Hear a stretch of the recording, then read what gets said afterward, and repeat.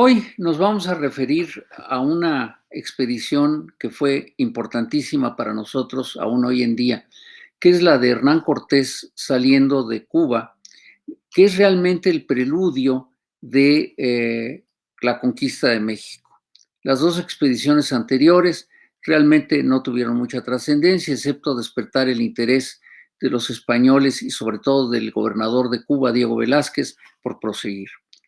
Diego Velázquez era muy amigo de Cortés y le tiene confianza para darle el cargo, ya con mucho más recursos que las anteriores, de venir hacia lo que es hoy el territorio de México. Esto ocurre en 1518 y entre el 18 de noviembre y el 10 de febrero de 1519, que sale Cortés de Cuba, Cortés aprovecha el tiempo para abastecerse. Y de nuevo nuestro ya citado en programas anteriores, Bernal Díaz del Castillo, hace un relato muy completo de qué es lo que traía Cortés. En primer lugar, lo que ya mencionamos, el pan de casabe, estas especie de tortillas hechas de yuca que tenían larga duración, que es relativamente insípido, pero que se conserva muy bien para el viaje. Aquí ocurre que también lo único que podían transportar de animales eran gallinas y cerdos. Nunca hablan, ninguno de los exploradores habla de vino, hablan de agua, pero seguramente traían también vino, traían aceite y traían seguramente embutidos, tocino, jamones, etcétera, que se conservaban bien. Pero en este caso ya estamos con un equipo mucho mayor. Es decir, Cortés compra pan, compra puercos, caballos, 500 cargas de grano en un pueblo, digamos, alejado de La Habana, que se llama La Trinidad. Y luego compra 4,000 arrobas de pan, 1,500 tocinos, ustedes imagínense, muchas gallinas, aceite, habas, garbanzos y otras cosillas que dice Bernal Díaz del Castillo que ya tenía. Cortés tiene que abastecerse fuera de La Habana, por una razón muy sencilla, porque ya habían intrigado contra él y Diego Velázquez no le tenía mucha confianza, entonces él va buscando recursos por otros pueblos de la isla de Cuba. Y entonces lo que consigue son otra vez más tocinos, más maíz, yuca, probablemente chiles, y ofrece Bernal Díaz del Castillo un dato sumamente interesante, porque Cortés ya pensaba quedarse en México, en lo que es hoy México, y decía que las cargas de lo que él compra, porque habla de 6,000 cargas de maíz, estas cargas pesaban 2 arrobas y era lo que un indio podía llevar caminando cargado. Es decir, entonces lo que es muy interesante es que cuando traducimos esta cifra de arrobas a kilos, lo que ellos calculaban que un indio podía cargar en su espalda y caminar y transportarlo eran 23 kilos.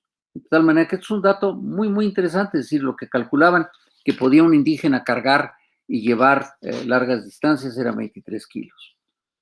Entonces Cortés se abastece, la historia de cómo se abastece, de cómo forma a su equipo, que era muy grande, ya son 12 embarcaciones, con soldados, marineros, artesanos, 200 indígenas de Cuba, algunos negros, algunas indias y 16 caballos. Es decir, 16 caballos inicialmente son los que hacen la conquista de México. Entonces, también igual que ocurre con los anteriores, Cortés llega a Cozumel. Y Cozumel les brinda otra vez hospitalidad, abundancia de alimentos y hablan de que el pescado ahí era su principal manjar, que tienen mucho maíz, mucha miel, pero que hay también unos perros que dicen con rostro de raposo, es decir, semejante a un zorro, que castran, ceban para comer y que no ladran. Pues estos perros son los perros, digamos, que conocemos después como techichi, tlachichi, y que en Yucatán se conocen como marix, pero son perros. Y efectivamente estos perros no ladran, pero sí eran cebados para consumirse. También lo que tienen en Cozumel son venados, ahora ya no le llaman jabalíes, sino puercos monteses, conejos y liebres, y que señalan todos los mataron en cantidad nuestros españoles con ballestas y escopetas. Y aquí viene un dato muy importante, y con los perros que llevábamos y lebreles. Estos perros, conocidos como lebreles, son parecidos a los perros que hoy llamamos afganos, es decir, o galgos. Son perros entrenados para cazar, muy rápidos, corren muy bien y son excelente ayuda para cazar. En el programa anterior mencionaba yo que en Cozumel es donde Hernán Cortés encuentra a Gonzalo Guerrero, pero la manera en que lo encuentra es muy muestra cómo Cortés realmente tuvo mucha suerte. Cortés está en Cozumel, decide seguir adelante, salen sus naves, pero una de ellas sufre daño en el camino, es decir, se avería, le comienza a entrar agua. Entonces decide Cortés que todos ellos regresan a Cozumel. Y al momento que están llegando a Cozumel, ven en la lejanía una canoa sola, una canoa solitaria, que viene hacia ellos. Y en esta canoa viene un hombre desnudo, pero que les hace señas y que les llama la atención y que es nada menos que Gonzalo Guerrero, que lo primero que muestra es su libro de oraciones, con el cual todo el mundo comprende claramente que se trata de un español y habla en español, y entonces se vuelve un elemento muy valioso para la saga de la conquista. Mes y medio después de haber salido, ellos viajan más lentamente, van explorando con más cuidado, llegan a lo que llaman la Punta Mujeres. Y como en mucho del territorio de lo que es hoy la península de Yucatán, encuentran sal. Pero ahí les ocurre otro fenómeno muy interesante. Matan un tiburón. Y al matar el tiburón, lo hacen pedazos, lo preparan y hacen 500 raciones de tocino. Entonces, fíjense qué interesante. Matan un tiburón, lo suben al barco y lo transforman en tocino.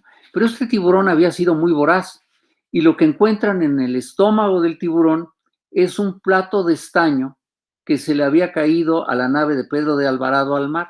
Es decir, el tiburón se lo comió. Encuentran 3 zapatos y un pedazo de queso. De tal manera que les muestra lo voraz que era el tiburón, que se comía sin distinción lo que encontraba, pero para los españoles es muy impresionante encontrar que se había comido un plato y que se había comido unos zapatos. Dicen ellos mismos, no es muy bueno de comer por ser duro y desabrido, pero abastece mucho a un navío hecho tasajos de sal o al aire. Entonces utilizan ya, con la sal que habían colectado, la técnica de salar la carne para conservarla. Pero resulta que en las expediciones anteriores, al llegar a un lugar que se llamaba Puerto Escondido, ahí habían quedado, a pesar de que no habían recibido la orden de poblar, habían quedado varados unos náufragos con su barco que también se averió, no podía adelantarse. Y entonces estos españoles que habían quedado ahí los encuentran y los encuentran muy bien abastecidos, muy bien comidos. ¿Por qué? Porque resulta que al llegar ahí habían encontrado justamente uno de estos perros, uno de estos lebreles que les ayudaba a cazar. Son perros muy delgados, de musculatura fuerte, patas largas, los galgos. Y entonces este grupo, probablemente era de la expedición de Hernández de Córdoba o de Grijalva, les llama la atención a los de Cortés que llegan a este lugar, encontrar que en la nave que estaba, digamos, medio hundida en la costa, ellos aprovechaban la orilla de la nave para colgar la carne que iban obteniendo, la ponían a secar y dicen literalmente, tantos pellejos de liebres y de conejos que de caza por aquellas tierras, y comenzaron a irse tras ellas, con no sé cuántas ballestas que venían en su navío, y diéronse con tan buena diligencia al cazar, que no solamente se habían mantenido de carne fresca los días que allí habían estado, aunque era cuaresma, pero que habían también abastecido de cecina de venados y conejos para largos días, y en memoria de aquello pegaban en la jarcia, es decir, en la orilla del barco, los aparejos de la embarcación los pellejos de los conejos y liebres y los cueros de los ciervos para secarlos. Entonces, resulta que aquí ya Cortés tiene la gran ventaja, Gonzalo Guerrero, consiguiera que les hicieran ofrendas de pan, de tortillas, de tamales, y esto ocurre antes y después de la toma de Champotón. Pero la expedición tiene un encuentro sumamente interesante. Lo que les ocurre en Champotón, poco después de Champotón, es un hecho muy importante que no resisto en leérselos. Dice, el mismo día, el cacique que los había atendido vuelve al cuartel con el mismo acompañamiento y con 20 indias adornadas a la usanza de su tierra, las cuales traía de presente a Cortés, fíjense ustedes bien, para que en ese viaje cuidasen de su regalo, es decir, de su comida, de su atención y el de sus compañeros, por ser diestras en acomodar el apetito a la variedad de sus manjares y en hacer el pan de maíz, es decir, las tortillas y los tamales, cuya fábrica era desde su principio ministerio de mujeres. Es decir, aquí es muy claro que estas mujeres son dadas a Cortés para que les preparen la comida y los atiendan. Entonces explica cómo lo hacían. Dice, molían estas mujeres el grano entre dos piedras, al modo de las que nos dio a conocer el uso del chocolate, es decir, Solís, que es el que relata esto, ya conocía el chocolate en España y había visto que usaban el metate para hacer el chocolate. Y hecho harina, lo reducían a masa, sin levadura, lo tendían, lo amoldaban sobre unos instrumentos como torteras de barro, es decir, los comales, le daban fuego, y este pan fue el que dio Dios, según lo dice Antonio de Solís, al nuevo mundo para suplir la falta de trigo. Y es muy agradable al paladar, sin ofensa del estómago, es decir, no cae mal. Pero aquí viene lo importante. Venía con estas mujeres una india principal, fíjense bien, la describe como de buen talle y más que ordinaria hermosura, que recibió después con el bautismo el nombre de Marina y fue tan necesaria en la conquista como veremos en su lugar. Es decir, se trata de la que hoy conocemos no tanto como la Marina, que es el nombre que le dieron los españoles, sino como la Malinche, que en realidad Malinche era el nombre que le daban a Cortés y por extensión se lo daban a ella. Entonces, Malinche o Marina es regalada en este momento a Cortés y se vuelve una mujer importantísima, después tendrá un hijo de Cortés o varios hijos y finalmente Cortés hace que se casen con ella otros españoles. Entonces, es muy importante este momento de la entrada de Malinche en nuestra historia. Finalmente siguen adelante y llegan al río Papaloapan. Y en el río Papaloapan encuentran algo que para ellos era extrañísimo, iguanas. Y entonces las describe López de Gómara de esta manera. Parecen lagartos de los muy pintados, tienen cabeza chica y redonda, el cuerpo gordo, el cerro, es decir, el lomo, erizado con cerdas, la cola larga y delgada, la tuerce y la rolla como un galgo, es decir, como los perros, 4 pedrezuelos, es decir, 4 extremidades de a 4 dedos, y con uñas de ave, es decir, por eso les parecía extrañísimo, ¿no? Es decir, un reptil con uñas de ave. El color es pardo, sufre mucho el hambre, pero pone huevos como gallina que tienen yema clara y cáscara, son pequeños, redondos y buenos para comer, es decir, ya comían en esa época y estos españoles que llegan comen los huevos de iguana. La carne sabe como conejo y es mejor. Cómenla en cuaresma por pescado, es decir, como no era mamífero, era ovíparo, entonces la pueden comer su carne en la cuaresma. Y suben a los árboles y andan por la tierra. Y habla también de otros animales que antes no habían descrito, es decir, los manatíes, estos mamíferos marinos que se dan mucho en esta región de Tabasco, etcétera, y que dan muy buena carne. Y peces muy grandes que conocemos aquí como tiburones y lobos marinos, es decir, también los lobos marinos los llegaban a matar para consumirlos. Alrededor de esta laguna se crean además infinitas liebres, conejos, monillos o gatillos de muchos tamaños, puercos, venados, leones, tigres y un animal que es el Aitochtli, no mayor que un gato. Y este probablemente que les llama mucho la atención es el armadillo, pero no menciona si el armadillo forma parte de su alimentación. Finalmente, el 21 de abril de 1519, estas naves comandadas por Cortés llegan a lo que hoy conocemos como San Juan de Ulúa. Se habían establecido antes en otro lado, después se van hacia lo que hoy conocemos como Veracruz, donde está hoy todavía el castillo de San Juan de Ulúa. Pero ahí ocurren cosas muy, muy interesantes porque ya tienen noticias de Moctezuma o Moctezuma, como es más adecuado llamarle. Moctezuma ya les envía a grupos que les llevan noticias, que les llevan comida y comienzan a intercambiar mensajes entre Cortés y el Tlatoani mexica. Pero hay que esperar en ese lugar. Y entonces construyen chozas para esperar el mensaje del Tlatoani mexica. Entonces señala Bernal Díaz del Castillo, y ahí trajeron indias para que hicieran pan de su maíz y gallinas y fruta y pescado, y de aquello proveían a Cortés y a los capitanes que comían con él. Pero aquí viene algo muy importante, que a nosotros los soldados, si no lo mariscábamos, es decir, si no íbamos a recolectar mariscos nosotros los soldados o a pescar, no teníamos de comer. Y en aquella sazón, en aquel tiempo, vinieron de los muchos indios de los pueblos por mí nombrados, donde eran gobernadores aquellos criados del gran Moctezuma, y traían algunos de ellos hoyos, oro y joyas de poco valor, y gallinas para intercambiar por nuestros rescates. Es decir, lo que él llama rescates son lo que traían para intercambiar, es decir, cuentas, joyas, y comían de eso. Es decir, quiero que aquí se den ustedes cuenta de algo que para nosotros hoy no sería extraño. Es decir, que los habitantes cercanos prepararan comida, se las fueran a vender y claro, lo que tenían para vender no era moneda, sino era justamente estas pequeñas cositas hechas de vidrio, de otros materiales que intercambiaban.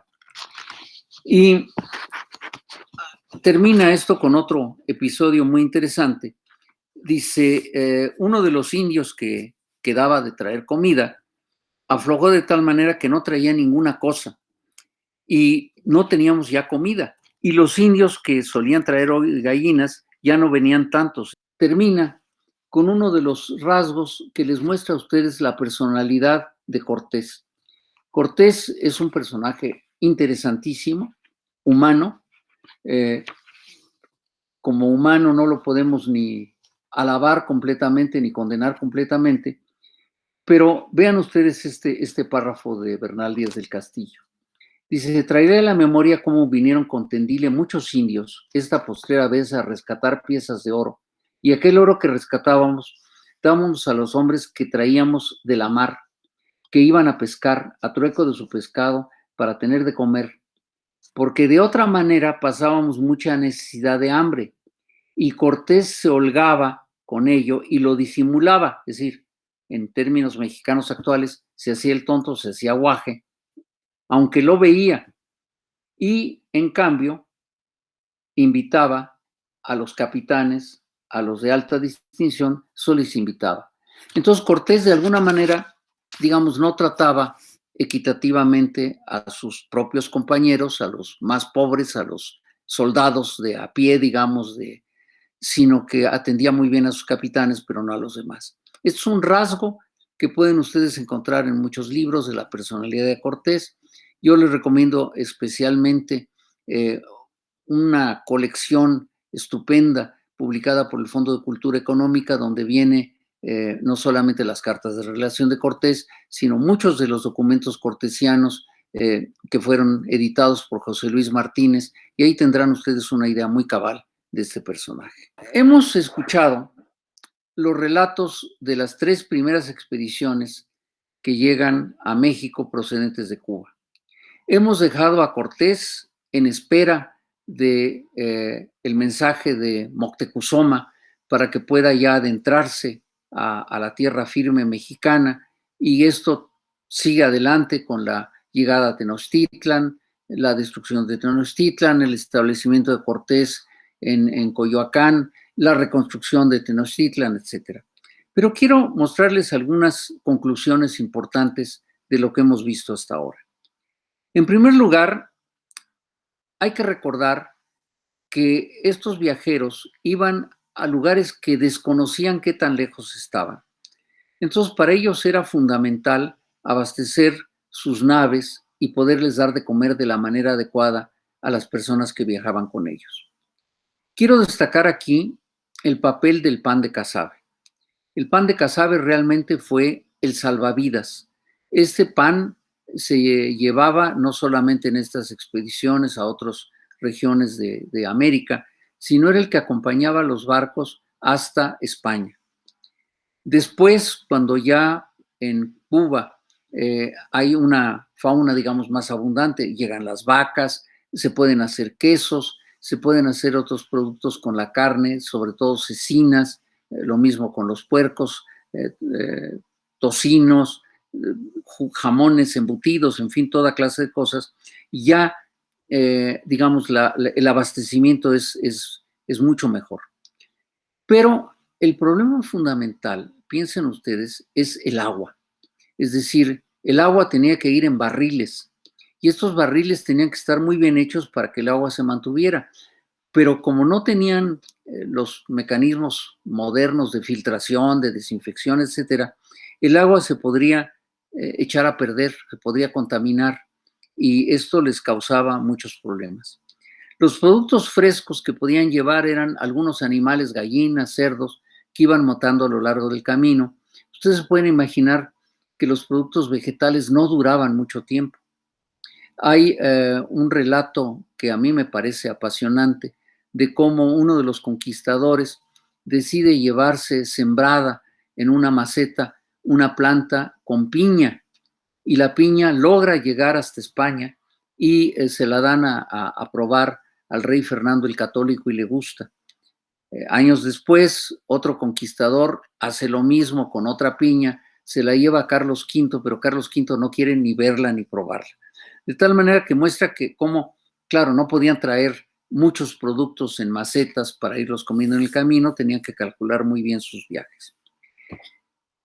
Ahora, lo que había de comer era poco variado, por lo que acabo de decir, y limitado por los recursos que había en el lugar. Seguramente el vino jugaba una parte importante también en barricas, en barriles, pero no lo mencionan estos tres primeros conquistadores. Llama mucho la atención lo que decía yo de la escasez de agua. E incluso piensen ustedes en el trayecto tan largo que tuvo que hacer la expedición de Grijalva para ir a buscar agua hasta Florida. Hoy se nos antojaría extraño, ¿no? Es decir, hubiéramos tal vez pensado en seguir costeando por el Golfo de México hasta encontrar agua, pero ellos prefieren ir desde Veracruz directo hasta Florida. Y entonces les llamo la atención que esto, en una época en que nadie había hecho esa travesía, es un gran mérito de Antón de Alaminos, el piloto de las naves. Es decir, que pudiera calcular cómo llegar a Florida desde, digamos, el territorio veracruzano, desde el Golfo de México. Es realmente una hazaña que pocas veces hemos destacado en la historia de México. Ahora, lo que a mí me resulta apasionante es relatar cómo ellos adoptan y adaptan sus técnicas de cacería con las armas que traían para los animales locales, es decir, para estos ciervos, para estos venados, para los jabalíes o la cantidad de fauna de pequeños mamíferos que había, los cazan, pero el hecho de haber traído estos perros cazadores realmente fue una ayuda impresionante.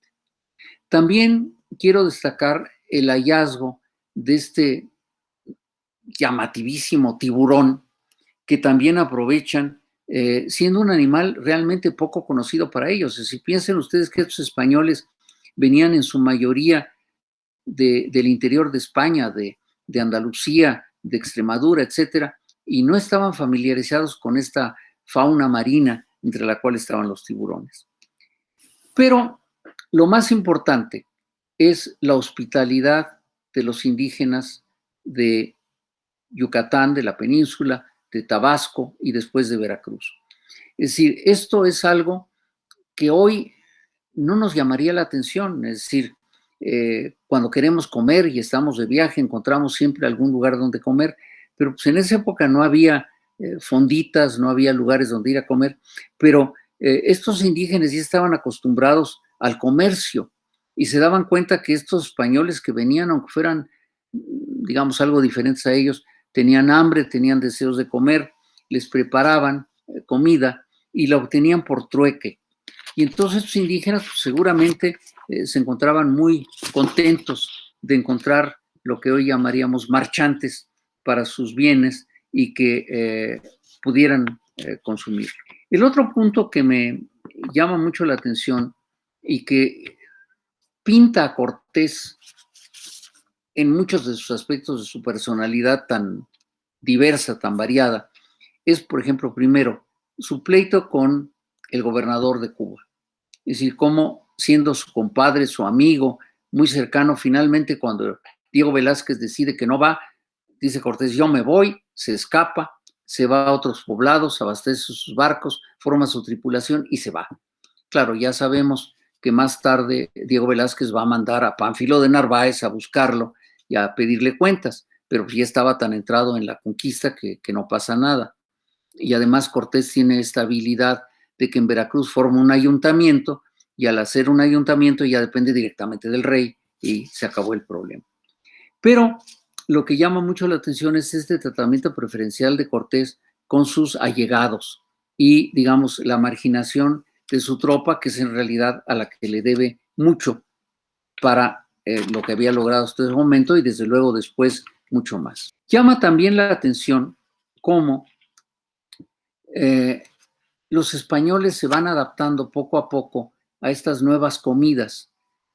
Guajolote se vuelve gallina.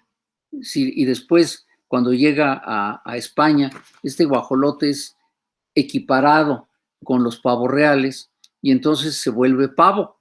Entonces, en España no se habla, y en Europa en general no se habla de guajolote, se habla de pavos o de gallinas de Turquía o con algún otro nombre que denote exotismo, pero que son animales que les llaman mucho la atención y que rápidamente entran a formar parte de la dieta europea. ¿Cómo se adaptan a las tortillas, a los tamales que no llegan a Europa porque justamente hay que prepararlos en fresco y no son productos que viajen muy bien? Pero quiero terminar destacando el papel de estos dos personajes tan importantes. Por un lado, el intérprete encontrado por Cortés como náufrago, Gonzalo Guerrero, y la combinación de Gonzalo Guerrero con la Malinche. Es decir, esto es realmente, digamos, muestra otra vez la suerte de Hernán Cortés, es decir, haber tenido esa oportunidad de tener quien le tradujera. Y por otra parte, el papel y la razón por la cual le dan a Cortés a la Malinche, se la dan como mujer que junto con las otras indígenas que le regalan, son las que tienen que abastecerlos, como dice el cronista, darles regalo. Claro, sabemos que este regalo estaba pensado sobre todo en alimentación, pero también con otras cosas que incluso llegan a que Cortés después haga pareja con Malinche hasta que le regresa a la esposa que había dejado en Cuba y entonces ya la tiene que dejar con otro de sus colegas. Entonces, ustedes cuentan que estas primeras 3 expediciones son fundamentales para entender nuestra historia. Lo que viene después es muy vistoso, muy espectacular, la toma de Tenochtitlan, la Noche Triste, todas estas cosas que estamos celebrando en estos días, pero que estas 3 expediciones son el fundamento de lo que va a pasar después.